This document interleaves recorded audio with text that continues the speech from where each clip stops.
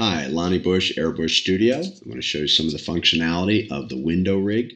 So if you come up to your content browser and come down to the bottom, you'll see window rig, and there's two files inside, different colors so you can tell them apart. This is the multiple unit, and this is the single unit.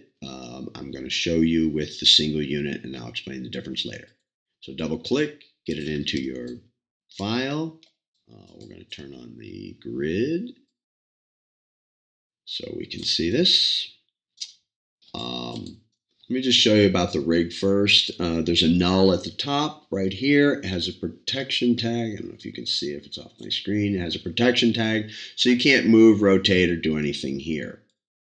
So all the moving and rotating comes from here. Now, if you notice, I've got this big note. Don't use scale tool to size. You can't use the scale tool. All the scaling is done within the controls.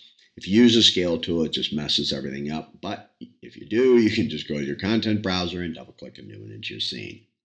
So I've already created 3 walls because I want to show you how this works. First is a primitive plane. We're going to just take that. I want to just adjust that up a little bit more onto the window. If you come back to your window rig controls, it says drop wall here into this field. So just take your plane and drop it in.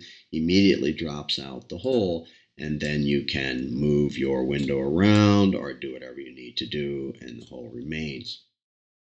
I'm going to clear that out, turn that off. Also, it works with dimensional walls. So if you want some thickness to your wall for some reason. And also, let's turn this on and drop it into this rig right here. And I did this before. I forgot to turn that off. So what this was I started with a primitive cube. I converted it, excuse me, and then deleted this wall, and the ceiling, essentially. And you have to delete 3 sides of the cube for some reason, or this whole dropout does not work. I don't know why. I'm sure it has something to do with the Boolean function. Anyway, as long as you drop out 3 sides, if you want to work this way, this will function properly. So let's come in here and look at some of the other controls. As I said before, you want to do all your sizing from here. So if you want to squash these windows down or make them big or whatever, there's your width, number of windows right here. And once you get it like here and you find out, oh, it's still too big, but you don't want to start messing around with the height and width, you can scale it uniform. So you can just come down and scale this down to whatever size. Now you notice that that framing disappeared as I did that. That's because the rig moved on Z. So all you have to do is poke that back through and you're good to go.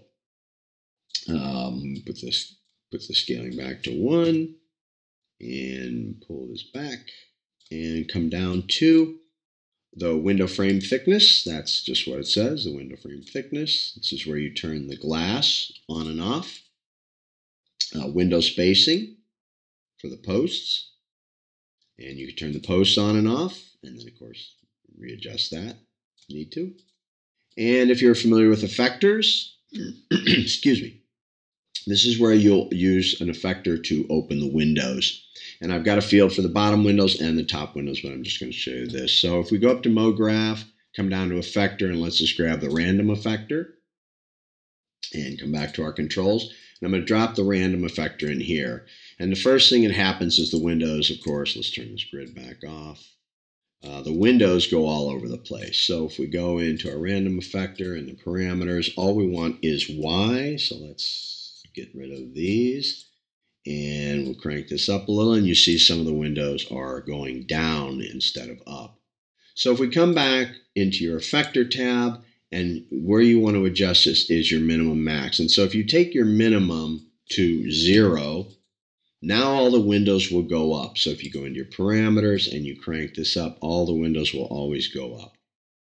Okay, if you come back into your Effector tab, you can also control opening and closing them this way. You can adjust which windows open and close with this. It is random, but then you can come into these different modes, and you can actually even turn this on and have them animated. So you can also use your fall off to adjust in individual windows and so on. But I'm not going to go into all of that. I'm going to clear this out and get back to some of these other controls. And we come down. I've got this make doors here. What that does is it eliminates the double hung window and basically creates like one single unit, which you could use as a single window, or if you put them together, make doors out of them, whatever. This turns the handles. Oops. This turns the handles on and off. And we come in here. These are the window dividers, horizontal. And you can get a lot of those, like almost like a louvered effect. But take out the post, put them together, and then make doors. You can see that you start to get some kind of even shutters possibly, or louvered doors. And so let's crank this down. Put this back to about there. Divider thickness is just what it says. Molding, decorative, and plain. And what that is, excuse me, I've had a little cold, is if you come in, I have to come in close so you can see this. If you move this slider, you'll get different varying degrees of this decorative, and I'll do a quick render, this decorative stuff on the framing. And then if I crank this back up, do another render, you see it's flat. So you can have either way. Molding size is just what it says. Okay, adjust the sill and the molding at the same time. You can turn this outer trim off if you want. Now you see this rig needs to move forward. And you can also turn this casing off. That's what I call it. I may have another name. And you can, of course, if you turn the post off, you end up with just these windows. You can turn the sill off, which I'll show you. Let's turn this post back on, come down here. Turn the outer trim on, turn the casing back on, turn the sill off, turn that sill back on, and you can see that right now it is like a decorative sill. You can turn it to plain. This controls the sill depth. All right. This controls the sill thickness. And let me come in closer. And this is the rounding of the sill. And if you see this is bottom board angle, if you want that straight or angled, and then if you need to adjust the depth for whatever reason. Okay, if we move down here, you can also have blinds in the windows. Just click that on. I left it off. I leave it off because, as you can see, my viewport is already starting to get a little crazy, but not too bad. You can rotate the slats, and you can raise and lower. And you can increase the size. They go from kind of like those mini blinds up to a wider slat. And also, if you when you adjust your height and width, the blinds go along with it. And what it's actually doing is dropping out or adding blinds depending on what size your windows go to. So that's about it on on the window rig controls. The only other thing I wanted to show you is in the materials. I have created separate materials for all of these parts in here. I do want to turn these blinds off while I'm doing this. And the reason I did this was because in case you wanted to have your dividers a different color, say from the windows themselves, or you wanted the framing to be different color from, let's pick something that's a different color from the window frames. I don't know. So all that's in there. But if you're not real familiar with working with these materials, let me just show you that if you wanted to come in, you can change all the orange at once. Let's say go in here and let's just change it all to this goofy pink. And so it's going to change all of them at once. Another thing you can do is, let's say that you want a material, you don't want to just build your own material, that you have a material in here that that you know really want to use. And so this is going into the visualize folder, and we'll just grab let's see, some bricks, just because they show up real easy and it's easy to see what's going on. So if I had this material here and I want to change all of, let's say, these things to this brick, but you don't want to have to go back through the hierarchy, you'd grab all these and you come up to function, select texture tags, objects. And what you have is you end up with this material field that says multiple values. If you take this material and drag it into there, all of these materials will then turn to, or all of these objects, I'm sorry, will then become, will then have this material applied. Now, when that happens, these materials no longer apply to those objects anymore. So it's just there's a couple of ways that you can adjust those materials without too much problem.